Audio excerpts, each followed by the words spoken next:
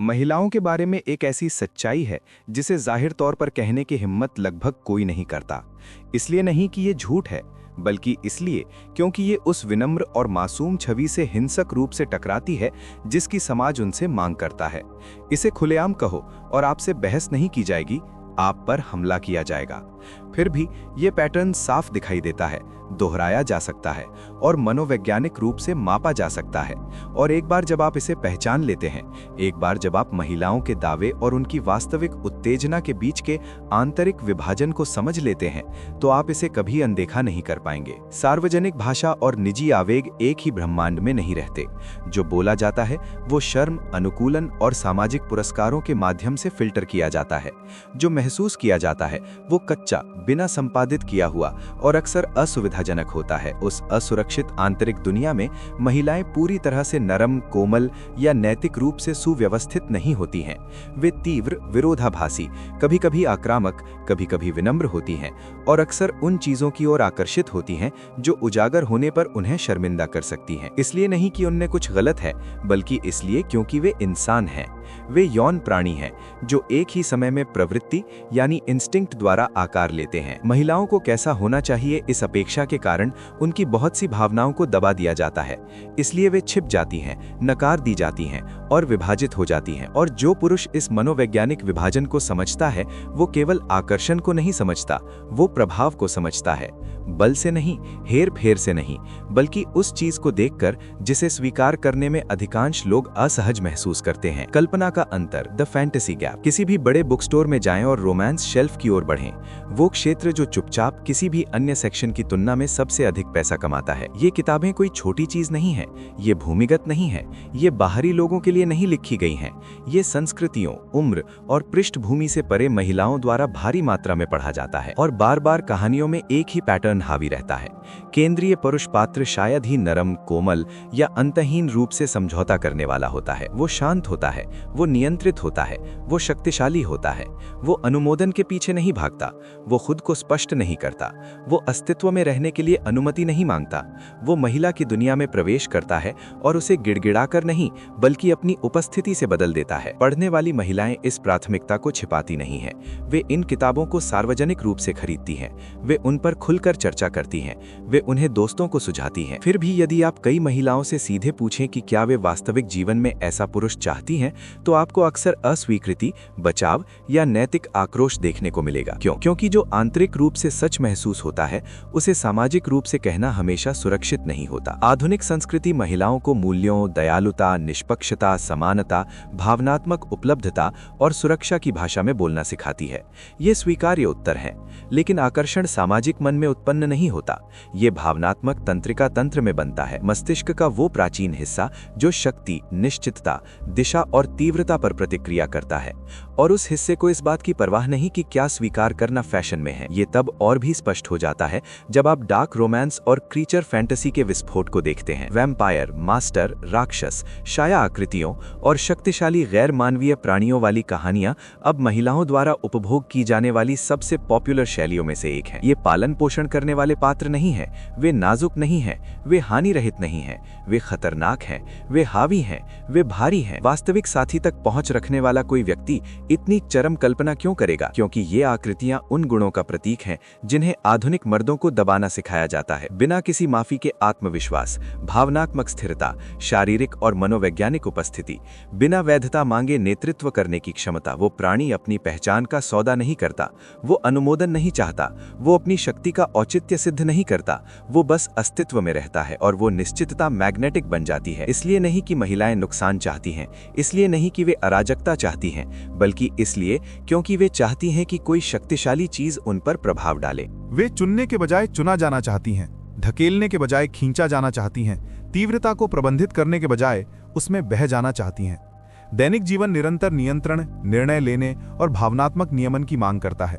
कल्पना इसका विपरीत प्रदान करती है, एक ऐसा स्थान जहां जिम्मेदारी समाप्त हो जाती है, जहां इच्छा बिना स्पष्टीकरण के प्रवाहित हो सकती है, जहां समर्पण सुरक्षित है क्योंकि वो ढांचा काल्पनिक है। इसीलिए ये कहानियां फलती फूलती हैं। इसलिए नहीं कि महिलाएं दोषपूर्ण हैं, इसलिए नहीं कि महिलाएं अनैतिक हैं, बल्कि इसलिए कि मानवीय इच्छा नियमों पर नहीं बनी है, ये भावना पर बनी है। और भावना ने कभी इस बात की परवाह नहीं की कि लोग जोर से कहने में क्या सहज महसूस करते हैं। उसका दोहरा व्यक्तित्व। बहुत पहले एक बुद्धिमान रणनीतिकार ने एक अवलोकन किया था जो आज भी गूंजता है। लोग अपने हाथों के बजाय अपनी आंखों से अधिक न्याय करते हैं। उनका मतलब ये नहीं था कि दिखावा ही सब कुछ है। उनका मतलब था कि अधिकांश मानवीय अंतःक्रियाएं सतह पर होती हैं। लोग उस पर भरोसा करते हैं जो दिखाई देता है। वे उस पर विश्वास करते हैं जो सार्वजनिक रूप से प्रदर्शित होता है। वे मान लेते हैं कि सत्य वहीं मौजूद है जहां उसे देखा जा सकता है। फिर भी वास्तविकता शायद ही कभी सतह पर मौजूद होती है। सत्य अंतरंग होता है। सत्य बंद दरवाजों के पीछे उन क्षणों में रहता है जिन्हें दुनिया ने नहीं देखा। सार्वजनिक व्यवहार अक्सर प्रदर्शन होता है, निजी व्यवहार प्रामाणिकता है। ये न केवल राजनीति, शक्ति या समाज में सच है, ये आकर्षण में भी सच है, ये इच्छा में भी सच है, ये विशेष रूप से महिलाओं के लिए सच है। हर महिला दो स्वरूप लेकर चलती है, रूपक के तौर पर नहीं बल्कि सचमुच। दो अलग अलग उपस्थितियां जो एक साथ मौजूद हैं। एक वो संस्करण है जिसके साथ दुनिया बातचीत करती है, समाज के सामने पेश किया गया चेहरा, और एक वो संस्करण है जिसे केवल कुछ चुनिंदा लोग ही देख पाते हैं। वो चेहरा जो वृत्ति, भावना और अनफिल्टर्ड लालसा से आकार लेता है। पहली सार्वजनिक महिला है। वो विनम्र, तर्कसंगत, शांत, नपीतुली है। वो उस भाषा में बोलती है जिसकी समाज की मांग करता है। निष्पक्षता, समानता, औचित्य और सिद्धांत।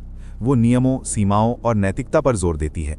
वो सम्मानित, मूल्यवान और प्रशंसित होना चाहती है। वो स्वीकृति चाहती है। वो बिना किसी घर्षण के, बिना किसी निर्णय के दुनिया में घूमना चाहती है। वो खुद को सक्षम, आधुनिक, नैतिक और बुद्धिमान के रूप में प्रस्तुत करती है।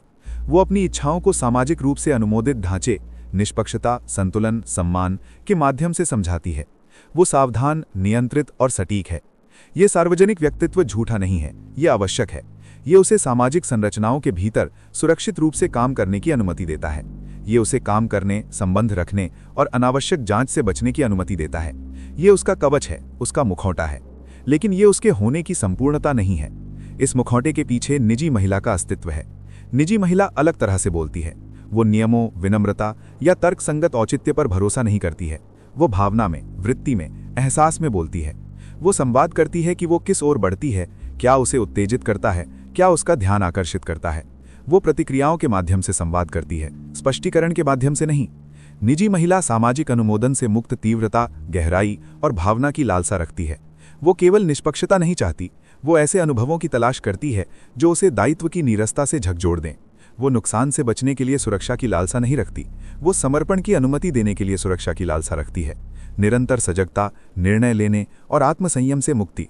वो प्रबंधन करना बंद करना चाहती है, नियंत्रण करना बंद करना चाहती है, गणना करना बंद करना चाहती है।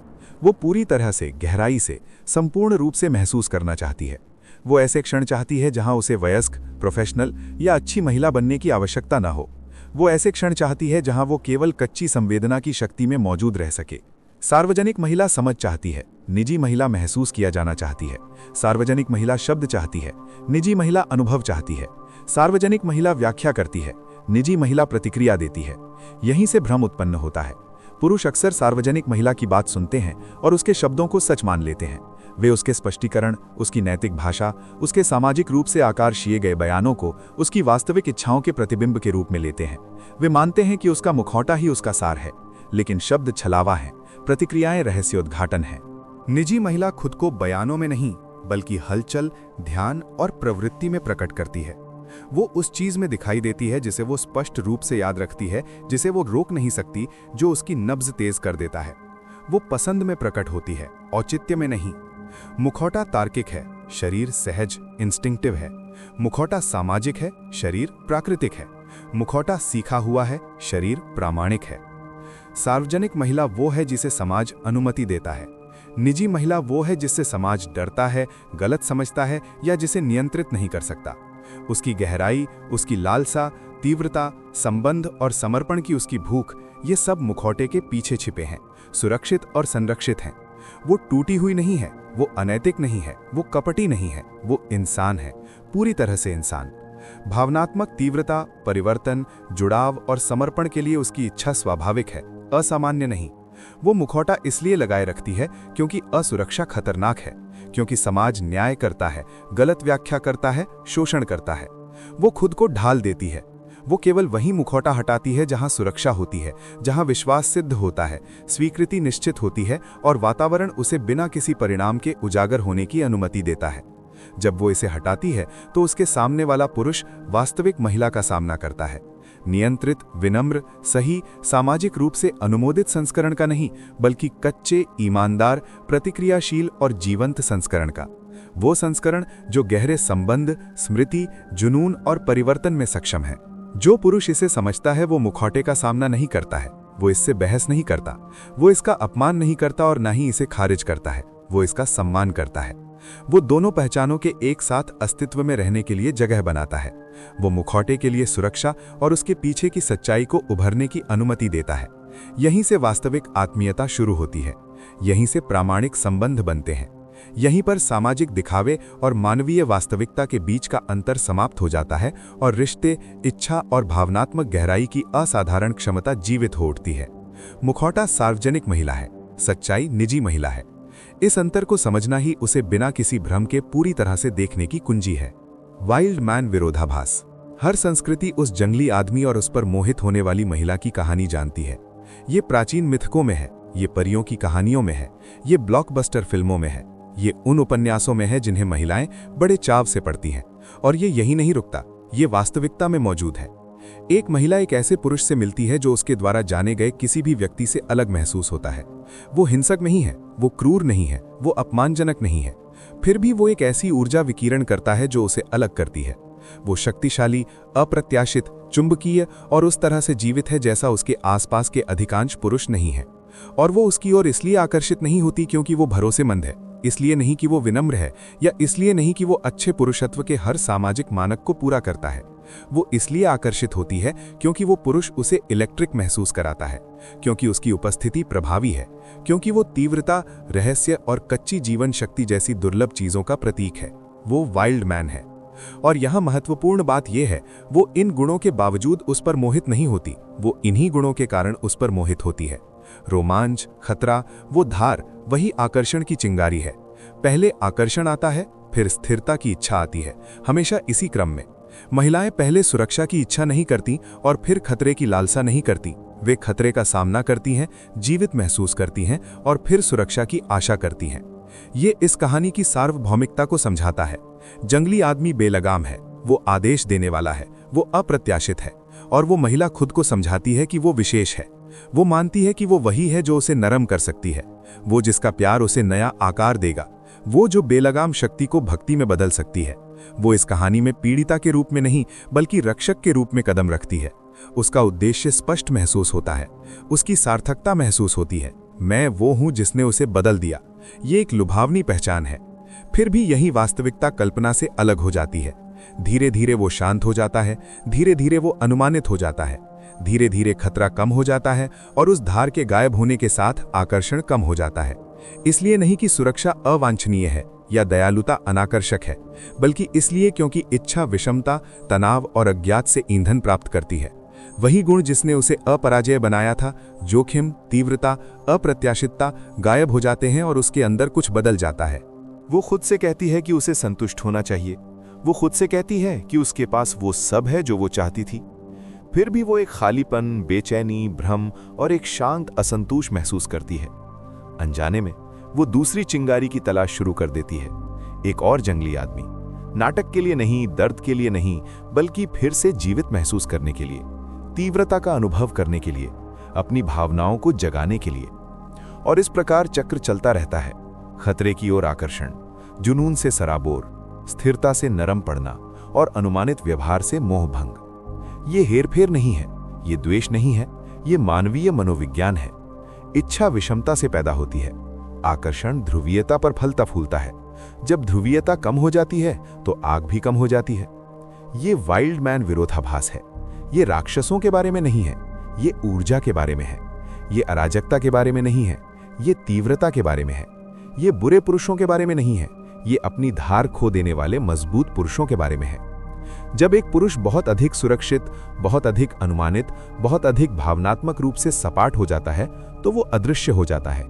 और वो महिला ये नहीं समझा सकती कि क्यों। वो केवल इतना जानती है कि कुछ महत्वपूर्ण गायब है, कुछ ऐसा जिसने कभी उसकी धड़कन तेज कर दी थी, कुछ ऐसा जिसने उसे जीवित महसूस कराया था। और अनिवार्य रूप से वो फिर से खोजती है, कष्ट सहने के लिए नहीं, नाटक को उकसाने के लिए नहीं, बल्कि जीवन को उसके सबसे कच्चे, सबसे रोमांचक रूप में अनुभव करने के लिए।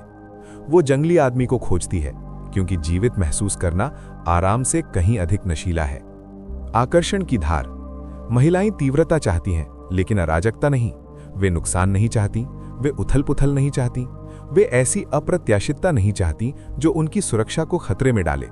जो उन्हें आकर्षित करता है वो है नियंत्रित खतरे का एहसास।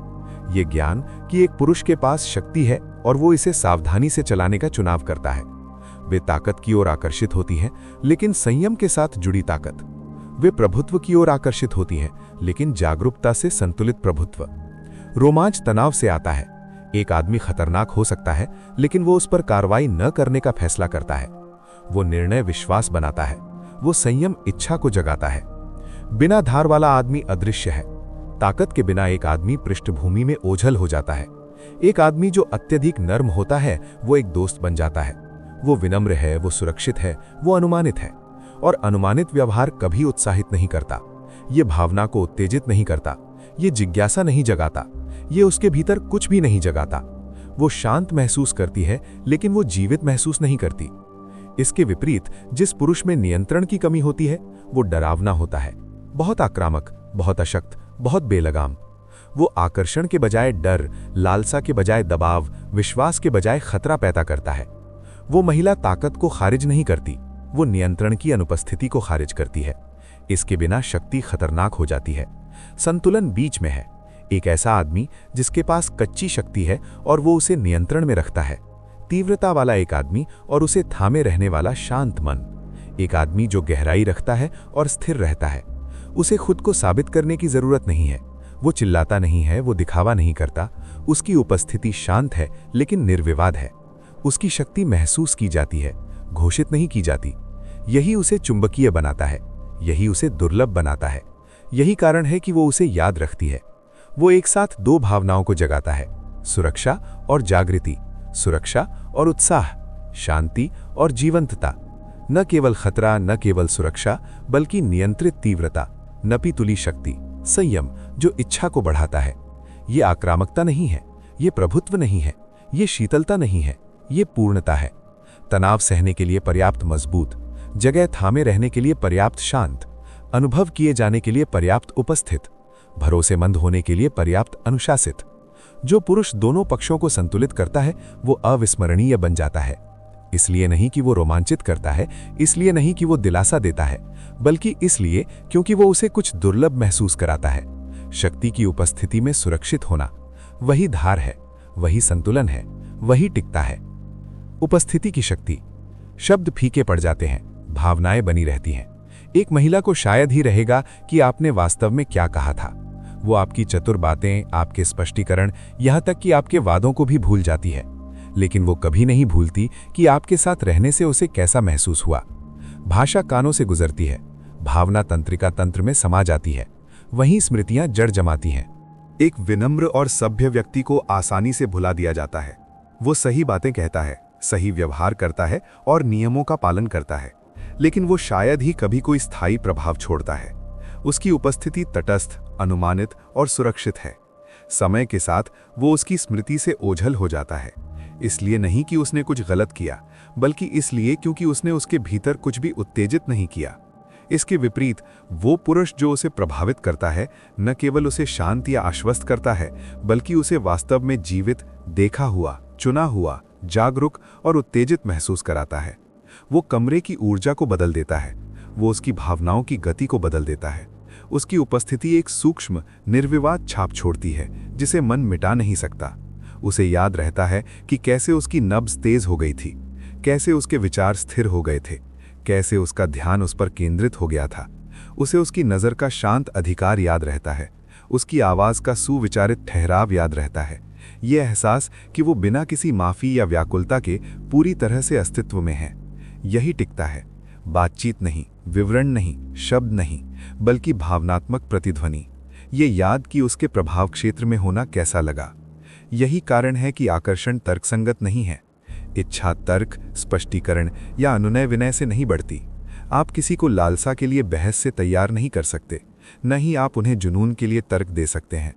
तंत्रिका तंत्र अनुभव पर प्रतिक्रिया करता है, तर्क पर नहीं। जो पुरुष भावनात्मक विषमता प्रदान करता है वो अविस्मरणीय बन जाता है। जो गहराई लाता है वो महत्वपूर्ण बन जाता है। जो सुरक्षा की भावना जगाता है वो विश्वसनीय बन जाता है। और जो इन तीनों को एक साथ बना सकता है, तीव्रता, गहराई और सुरक्षा, उसे भूलना असंभव हो जाता है। ये हेरफेर नहीं है, ये स्मृति की संरचना है। भावना मस्तिष्क में एक बुकमार्क के रूप में कार्य करती है। भावना जितनी ज्वलंत होगी, छाप उतनी ही अमिट होगी। क्षण इसलिए बने रहते हैं क्योंकि उन्हें गहराई से महसूस किया गया था, न कि इसलिए कि वे परिपूर्ण थे। यदि आप मुलाकात समाप्त होने के बाद भी उसके दिमाग में बने रहना चाहते हैं तो शब्दों या चतुरता से प्रभावित करने की कोशिश करना बंद करें। सही या सहमत होने का प्रयास करना बंद करें। इसके बजाय पूरी तरह से उस अनुभव पर ध्यान केंद्रित करें जो आप बनाते हैं। क्या वो देखा हुआ, चुना हुआ, जीवित, सुरक्षित, जागरूक महसूस करती है? यदि उत्तर हाँ है तो वो आपके द्वारा बोले गए वाक्यों को भूल सकती है, लेकिन वो आपको कभी नहीं भूलेगी। छिपा हुआ साम्राज्य। एक महिला कभी भी वैसी नहीं होती जैसी वो दिखाती है। वो कभी भी सिर्फ वो नहीं होती जो वो कहती है। वो कभी भी सिर्फ वो संस्करण नहीं होती जिसे वो दुनिया के सामने पेश करती है। उसके भीतर एक निजी परिदृश्य मौजूद है। विचारों का एक ऐसा साम्राज्य जिसे वो सुरक्षित रखती है। भावनाओं का एक ऐसा साम्राज्य जिसे वो शायद ही कभी आवाज देती है। इच्छाओं का एक ऐसा साम्राज्य जिसे वो गुप्त रखती है। इसलिए नहीं कि ये सच्चाइयां गलत हैं, इसलिए नहीं कि ये शर्मिनाक हैं, बल्कि इसलिए क्योंकि ये नाजुक हैं, क्योंकि ये उस व्यक्तित्व को चुनौती देती हैं जिसे प्रदर्शित करने की उनसे अपेक्षा की जाती है, क्योंकि उनका गलत अर्थ निकाला जा सकता है, क्योंकि उनका न्याय या आलोचना की जा सकती है। इसलिए वो उन्हें छुपाती है, वो उन्हें विनम्रता में लपेटती है, वो तर्क में उनका औचित्य सिद्ध करती है, वो उन्हें सामाजिक रूप से स्वीकार्य शब्दों में बोलती है। और फिर भी छिपा हुआ साम्राज्य शांत और निरंतर बना रहता है। ये उसके ध्यान को निर्देशित करता है, ये उसके बचाव का मार्गदर्शन करता है, ये तय करता है कि उसे क्या उत्तेजित करता है, ये तय करता है कि उसे क्या खाली छोड़ देता है। अधिकांश पुरुष सतह को वास्तविकता समझने की भूल करते हैं। वे मुखौटे पर भरोसा करते हैं, वे शब्दों को उनके अंकित मूल्य पर लेते हैं, वे शब्दों से मापते हैं, जिए गए जीवन से नहीं। लेकिन शब्द ढाल हैं, वे छलावा हैं, वे सुरक्षा हैं। सच्चाई उसकी पसंद में, उसकी प्रतिक्रियाओं में, उन पैटर्न्स में जिन्हें वो दोहराती है, उन क्षणों में जिन्हें वो भूल नहीं सकती। एक महिला जो वास्तव में चाहती है वो सरल लेकिन दुर्लभ है। बिना किसी डर के पूरी तरह देखा जाना, बिना किसी निर्णय के पूरी तरह जाना जाना, बिना किसी शोषण के पूरी तरह स्वीकार किया जाना। यही मूल रूप से आत्मीयता है। शारीरिक नहीं, सतही नहीं, बल्कि मनोवैज्ञानिक, भावनात्मक, अस्तित्ववादी। वो पुरुष जो उसके छिपे हुए समुद्र को समझ सकता है और न तो पीछे हटता है और न ही नियंत्रण करने की कोशिश करता है, जो न तो मरम्मत करने का प्रयास करता है और न ही हेरफेर करने का, जो उसकी कमजोरियों का शोषण नहीं करता, वो उसका आश्रय बन जाता है। वो स्थान बन जाता है जहां वो अपना मुखौटा उतार सकती है, जहां दिखावा रुक जाता है, जहां उसे शक्ति, गुण या पूर्णता का प्रदर्शन नहीं करना पड़ता, जहां वो कच्ची, विरोधाभासी, भावनात्मक और मानवीय हो सकती है। यही कारण है कि महिलाएं निष्दोष प्रदर्शन की ओर नहीं बल्कि अनुमति की ओर आकर्षित होती हैं। महसूस करने की अनुमति, इच्छा करने की अनुमति, जटिल होने की अनुमति, वास्तविक होने की अनुमति। जो पुरुष ये स्वतंत्रता प्रदान करता है, बिना किसी दबाव के, बिना किसी मांग के, बिना किसी आलोचना के, वो अविस्मरणीय बन जाता है। प्रभुत्व के लिए नहीं, आकर्षण के लिए नहीं, बल्कि मुक्ति के लिए। वो उसे दिखावे से, प्रदर्शन से, छुपने से मुक्त कर देता है। कोई मुखौटा नहीं, कोई नाटक नहीं, कोई शर्म नहीं, बस वास्तविकता। और जब वो बिना किसी रोक टोक के पूरी तरह से अस्तित्व में रह सकती है, तभी संबंध प्रज्वलित होता है, तभी बंधन बनते हैं, तभी वो रुकती है, क्योंकि वो स्थान जहां वो वास्तविक हो सकती है वही उसका घर बन जाता है। यदि इसने उस सच्चाई को छुआ जिसे आपने महसूस किया लेकिन कभी कहा नहीं, तो लाइक करें। इसे उस पुरुष को भेजें जो वार्तालाप को कार्यवाही समझता है। दिखावे से परे जाने के लिए सब्सक्राइब करें। केवल वे ही जो कठोर सच्चाइयों का सामना करने के लिए तैयार हैं, वही देख पाएंगे कि सतह के नीचे क्या छिपा है।